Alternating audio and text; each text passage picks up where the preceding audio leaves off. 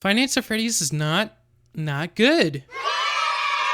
Yeah, I mean, that's pretty much the gist of what I have to say about the movie. Going into it, I knew from the get-go that it wasn't going to be exactly a one-on-one comparison to the original FNAF game, just because of how simple that game is to begin with. I mean, you literally just point and click things for 5 nights straight with increasing difficulty. The gameplay of the first game is so simple to learn that toddlers could probably figure it out within the first 5 minutes. And I'm not saying that as a diss to the games in any sort of way. In fact, I would consider myself a fan of the franchise for years now, even though I have only played them in a handful of occasions. I still remember that the game was basically all the talk in middle school. Like back in 2014, it was just inescapable. You either had to bump Living Tombstone all day or you would just be seen as the loser in the school. Being like 11 years old and watching Markiplier playing these games was like the best feeling ever, and even to this day I still go back and rewatch them because they're always so entertaining to watch. But anyways, when it comes to the movie itself, I mean,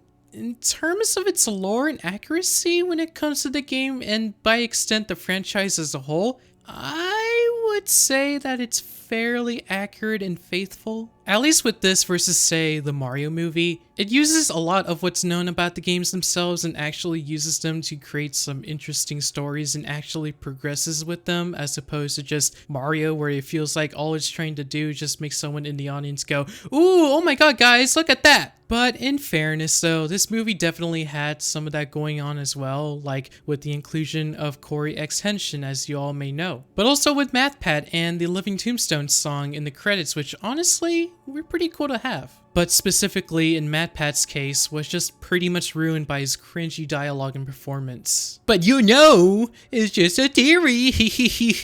Like, shut the hell up already. Man, they managed to surprise us with a MathPat cameo and yet they still fucked it up. How can you fuck up a MathPat cameo, dude? Like, oh my god, dog, this movie. And that also seems to be a running theme when it comes to a large majority of the film. The kills, for example, when they are on screen right as they are happening, they are pretty freaking good. They have intensity, they have this sense of urgency, and are easily some of the best parts of the movie. Had it actually let them continue with most of them. Because right when you start to think to yourself, oh yeah, this is actually getting somewhere, 90% of the time, the movie ends up realizing for itself that, uh-oh, this is a PG-13 movie. We can't be too edgy or else we'll end up with that bad R rating. So then right when you are about to get that satisfaction of just experiencing one of these kills on screen, it just stops. No, like seriously.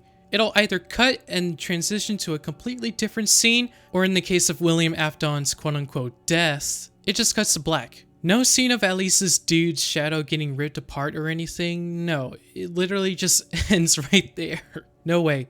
Absolutely no way is this a movie that was made and distributed by one of the biggest studios in the world, and we have writing and storyboarding that's the equivalent to your average fan film from YouTube. Like, I know the budget was not all that high to begin with, but come on, man, this is ridiculous. Even with their other movies like Megan, even though it did have its own uncut version that was released later on, the theatrical release was still more than enough to give us, in my opinion, some of the most memorable fight and horror sequences of this year, despite it being low in gore or blood because of its PG-13 rating. It almost makes me feel like that with the Five Nights at Freddy's movie, that they wanted to do something darker, that they wanted to go all out on this edgy take of the games, but you could tell that the studio behind this just wanted to play things safe. I know that the director behind the film went on to say that they were happy with how the PG-13 tone of the film felt and said that it was perfect for it, but everything going into this movie is telling me otherwise. As for the main plot of the movie, it's okay. At first, I was not getting into the whole story where Mike is trying to learn more about the death of his brother while simultaneously protecting his sister at all costs. But the more the movie went on, the more I thought about how neat it was to have something like this included in it. Again, there was no real plot when it came to the first game, so I would say they did a good job with incorporating something new. Unfortunately, there is just way too many holes and flaws here that prevent the story of the movie from actually being great. First of all, I know this is something that the movie itself addresses in the first couple of minutes, but I just feel like I have to mention it anyway. Mike hitting that kid's dad in the middle of the mall was fucking stupid. Literally, the writers could have came up with anything else to begin the film with, and they decided that this was their best idea? I would have honestly been happier had this story just continued from nowhere. We know enough about the games anyway, so it's not like it's necessary for us to find out that this dude decided to sucker punch someone out of nowhere to get where he ended up at. And in general, I just don't really like him as a character. He's just way too ignorant of his surroundings and dumb enough to know that maybe, just maybe, if you're getting cuts in random places at work, that you shouldn't, sleep on the job. Not to mention Vanessa literally threatening him jail time. And despite Aunt Jane having a big important role to the events in this movie, there is no definite conclusion to her and her attempts at adopting back Abby. She just kind of dies.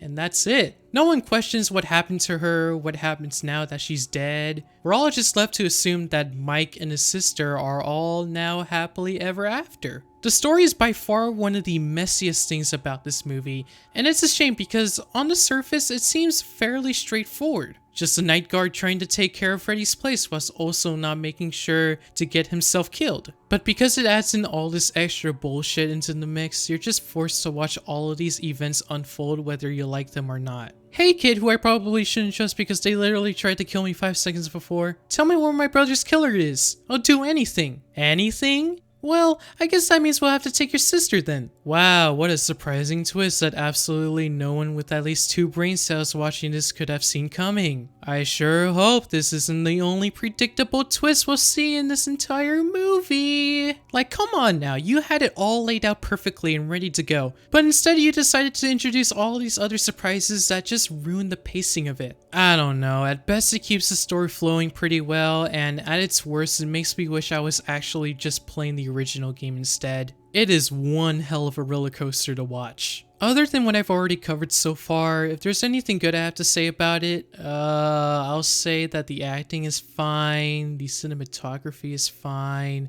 the music, the scares, everything else is just fine. If it seems like I'm having a hard time trying to come up with anything else to say about this movie, that's because I am. I just don't have a lot of strong feelings about it, and even the ones that I do, they don't necessarily impact the movie's enjoyability too much for me. If you're a longtime fan of the franchise, then I think you will appreciate most of the fan service that is found throughout this, but on its own, it's just way too flawed for me to go out of my way and recommend this movie to most people otherwise. I will say it was definitely entertaining and interesting for most of the way, so it's a movie that I will definitely be okay with rewatching in the near future. But despite bringing a lot of new and creative ideas to the table to make this movie stand on its own, it was simply not enough to ultimately make me satisfied with how it decided to play things out. I'm giving Five Nights at Freddy's a solid 5 out of 10. So what do you guys think about the Five Nights at Freddy's movie? Love it, hate it, or do you share the same opinion as mine?